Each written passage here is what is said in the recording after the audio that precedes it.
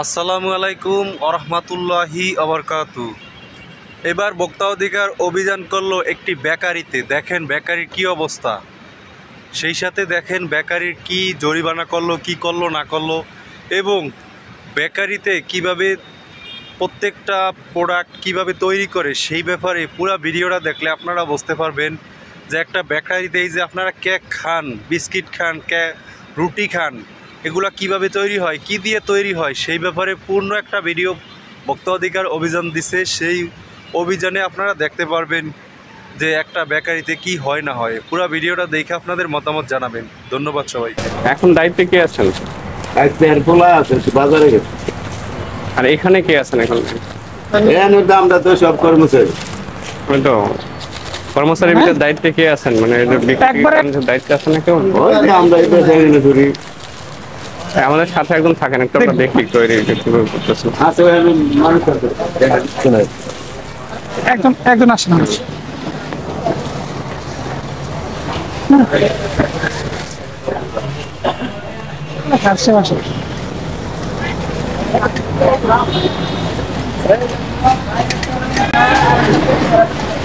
আপনি সাথে থাকেন। আচ্ছা, ম্যানেজার কোথায়? একজনকে একজনকে ওনাদেরকে নিয়ে আসেন। কি অবস্থা একেবারে নোংরা।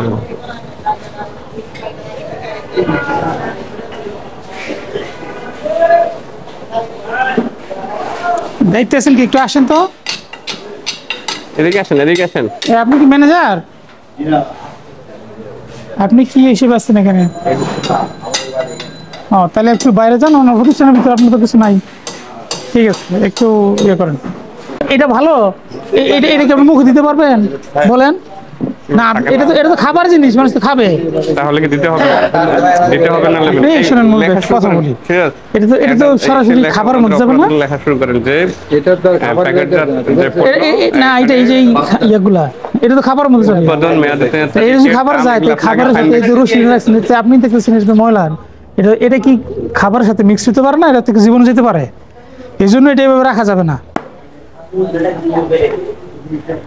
উপরে কি কারখানা? উপরে কারখানা কি উপরে?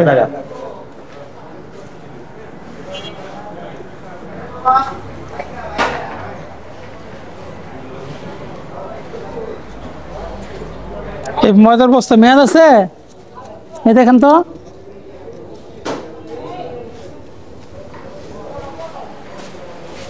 ম্যানেজার আসছে? আসুন দেখি।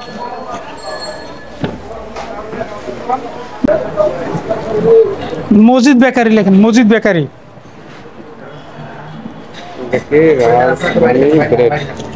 রাজধানী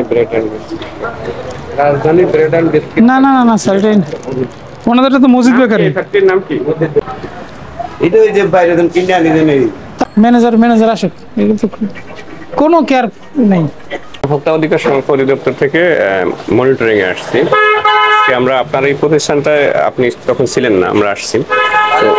জি জি, আপনাদের এটাই কি যথাযথ কর্তৃপক্ষের অনুমোদন রয়েছে? বিএসটিআই বা অন্যান্য যে সংস্থার জমা দিয়েছি, কিন্তু ঝামেলার কারণে আমরা লাইসেন্সটা এখনো অনুমোদন পান নাই আপনি? পাইনি। এটি শুরু সব জমা দেওয়া আছে। কত বছর ধরে ব্যবসা করতেছেন? 3-4 এখন পর্যন্ত নেওয়া হয়নি?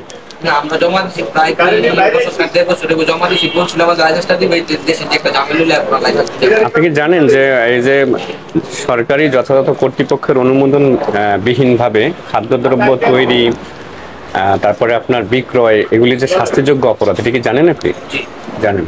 তো জেনে আপনি এই ধরনের একটি কাজ করছেন, এবং আপনার এখানে আমরা প্রতিষ্ঠানটা ভিজিট করে যেটা পেলাম যে আপনার প্রোডাক্টে আপনি কোনো লেবেলিং ব্যবহার করছেন না, অনুমোদন নাই, আপনি এটা নিজেই বলেছেন। এরপরে হলো আপনি এই যে দেখেন একটা প্রোডাক্ট আমরা পেলাম, আপনার বেকারির নাম হলো কি বলেন তো? মজিদ বেকারি। তো এইখানে দেখেন আপনি লিখেছেন রাজধানী ব্রেড অ্যান্ড বিস্কিট। এটি কেন? কাগজ আনছিলেন? তো এটা তো আপনার প্রতিষ্ঠানের নামে হবে। আপনি এটা কোথায়, এই প্রতিষ্ঠানটা কোথায়? এটা কোথায় ঠিক বলতে পারি না, মানে এটা আমি খুচরা কিনে আনছি। খুচরা কিনে এনেছেন, তাহলে তো আরেকটা ব্র্যান্ডিং হয়ে গেল না, মানে রাজধানী ব্রেড অ্যান্ড বিস্কিট, সেটি কি ঠিক হয়েছে বলেন? আপনি অন্য আপনার এখানে এটা, হ্যাঁ আপনার সাথে যদি এগ্রিমেন্ট থাকে কোনো প্রতিষ্ঠানের, সেরকম হতে পারে যে আপনার এখান থেকে আপনি প্রডিউসার হিসেবে কাজ করছেন, উনি আপনার এটা ব্র্যান্ডিং করবে বা সেটা হতে পারে, কিন্তু আপনি তো এটা আপনার এখানে আমরা যেটা দেখলাম যে প্রত্যেকটা জিনিসই বেআইনিভাবে হয়েছে একেবারে, মানে এটি আপনি করতে পারেন না। রাষ্ট্রের মধ্যে আপনি ব্যবসা করবেন, তারপরে সেখানে আপনি কোনো অনুমোদন নেবেন না, এবং অনুমোদন নিলেও সেটি মেনে চলবেন না। আর আপনার ভিতরে যে পরিবেশটা আমরা দেখলাম, এটা আপনি নিজে বলেন যে এটি কি মানে স্বাস্থ্যসম্মত কিনা, মানে আরো বেটার করা যেত কিনা, মানে আপনার এখানে যেটা আছে বেশি better করা যেত। তো এটি তো আপনি, আমরা আগে একবার এসেছি, আপনি বন্ধ করে চলে গেছেন, আমরা ওই পাশে একটা প্রতিষ্ঠান দেখেছি, বন্ধ করে চলে গেছেন, অসহযোগিতা করেছেন। তো আপনি এই যে দিনের পর দিন এটা করতেছেন, এটা আপনাকে তো সংশোধন হতে হবে। তাহলে আপনি এই করেছেন, এখন কি জমা দিয়েছেন লাইসেন্স? আচ্ছা দেখান।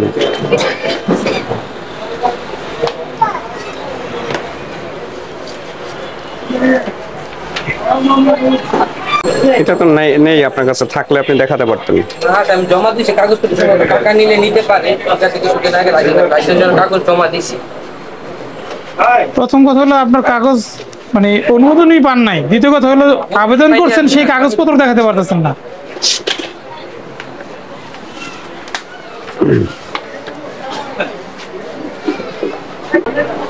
থাক, এখন লাগেন, এই শুনেন, এখন রাখেন। আপনি দেখেন এই যে ভোক্তা অধিকার সংরক্ষণ আইনে মনোযোগ দিয়ে শুনেন। যে ধারাগুলা আপনার জন্য প্রযোজ্য, এই যে 37 ধারা, আপনাকে পণ্যের মোড়ক ব্যবহার করতে হবে, মোড়কে এই সমস্ত উপাদানগুলি দিতে হবে। হ্যাঁ, সমস্ত লাইসেন্স যেগুলো লাগবে সেগুলো নিয়ে রাখবেন, এখানে টাঙিয়ে রাখবেন যেগুলি আপনার প্রয়োজন। জমা দিছি কাগজগুলো আছে, খাইলে এই ইলেকশন ওনার স্বাক্ষর নিয়েছেন?